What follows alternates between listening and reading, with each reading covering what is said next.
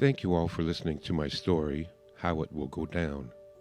I am very surprised how many views and comments it's received, and so I wanted to clear some things up about the story, since this may be our last chance to save the world, and also reveal my secret strategy I used to trick you all, and why that's a good thing. All will be revealed at the end of this video. What I wanted to do with this video is shake people up. If you want to know my reasoning, then see my video, We Are at War.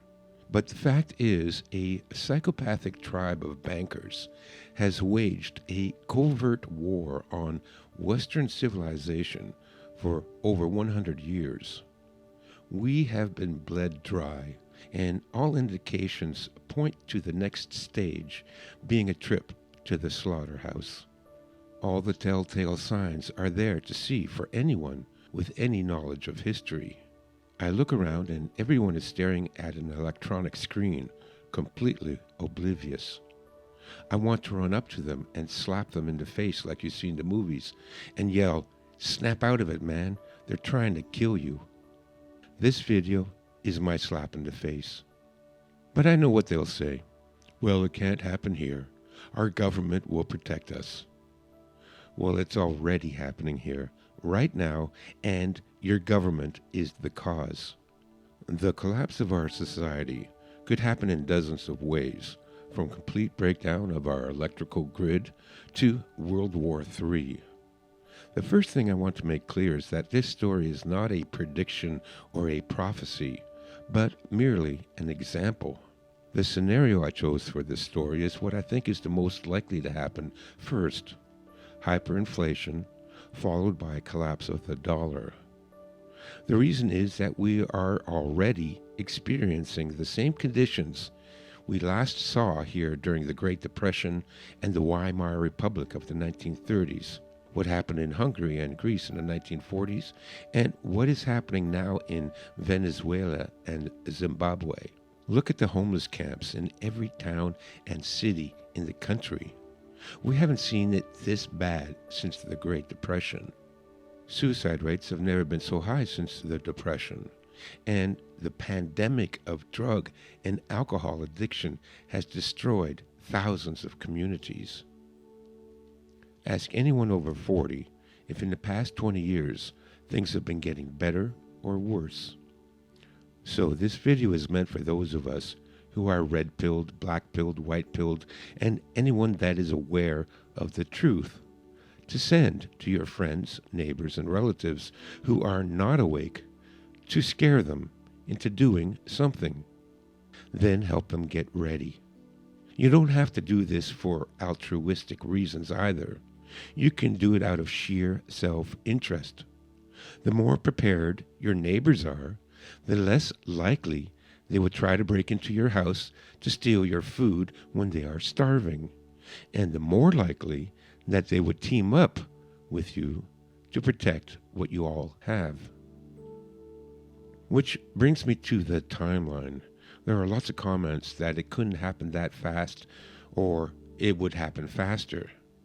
The timeline is just a literary device I used to break up the story.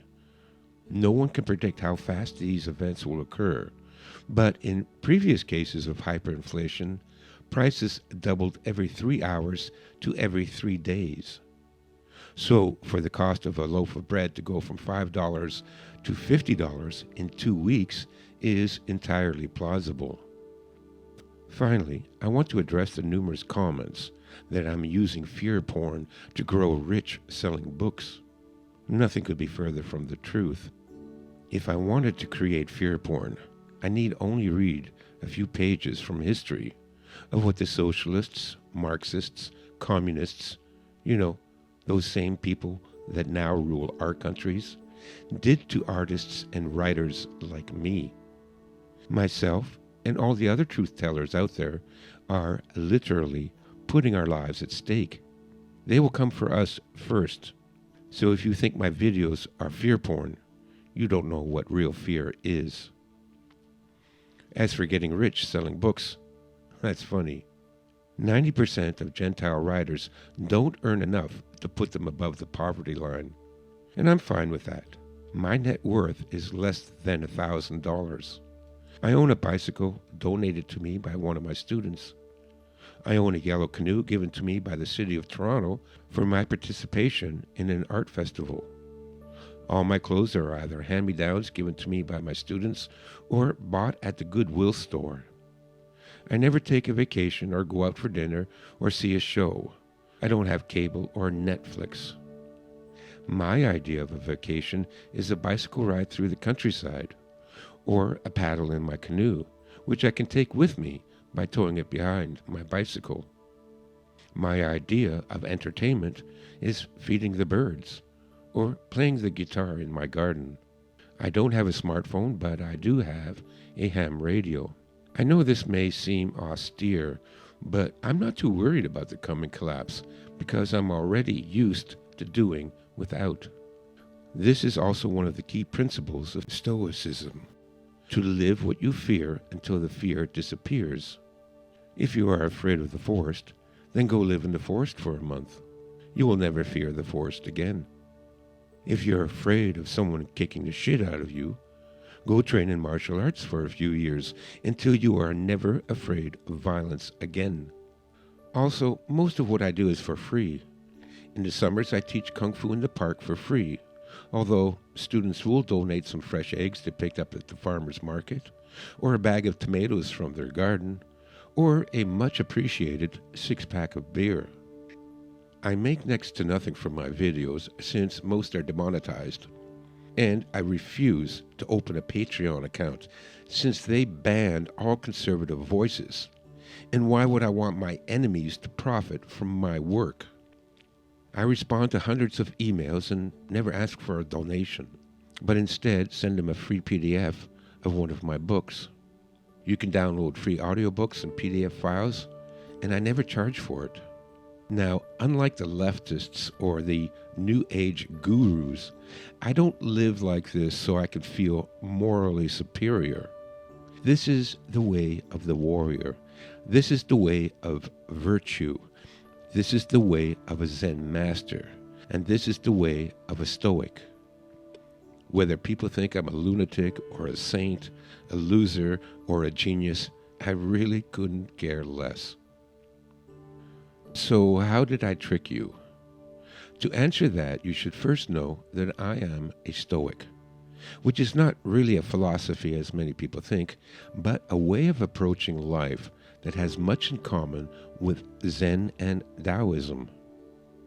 One of the exercises a Stoic practices is called negative visualization, premeditatio malorum, or the premeditation of evils. This is a Stoic exercise of imagining things that could go wrong or be taken away from us. It helps us prepare for life's inevitable setbacks. We don't always get what is rightfully ours, even if we've earned it. Not everything is as clean and straightforward as we think they may be. Psychologically, we must prepare ourselves for this to happen.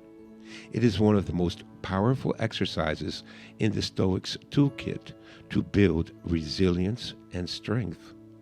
The Roman philosopher Seneca wrote, "It is in times of security that the spirit should be preparing itself for difficult times." This sentiment is echoed by the Chinese philosopher Wu Tzu, who wrote, "When the world is at peace, a gentleman keeps his sword by his side."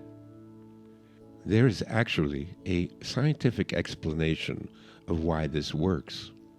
By using your imagination to create possible scenarios, your brain is creating neural pathways that will allow you to react instinctively to danger. This is why I didn't include any graphics in the video. I wanted listeners to use their imagination, which is far more powerful than pictures. Anyone that has read a book and then watched the movie adaptation knows what I mean. This is what a good fighter does as well. by imagining all the possible ways an opponent could attack you. You create an instinctive defense against them. So while you were listening and engaging your imagination, your brain was creating, subconsciously, ways of dealing with the threats. You become acclimatized to the dangers and thus less likely to panic or succumb to fear. And just by listening to my story, you already have a better chance of survival, and I may even have helped to save your life someday. So thank you for listening, and if you can spare it, buy a book, or, I hate to say it, donate enough money to buy me a six-pack. I'm working on a book that I think will provide one more solution to our predicament: how to establish, organize, and run autonomous communities that will work together for the mutual support and benefit of all members during the hard times to come. In my next video, I will reveal the hidden meaning and lessons of Part 2. Thanks again for listening.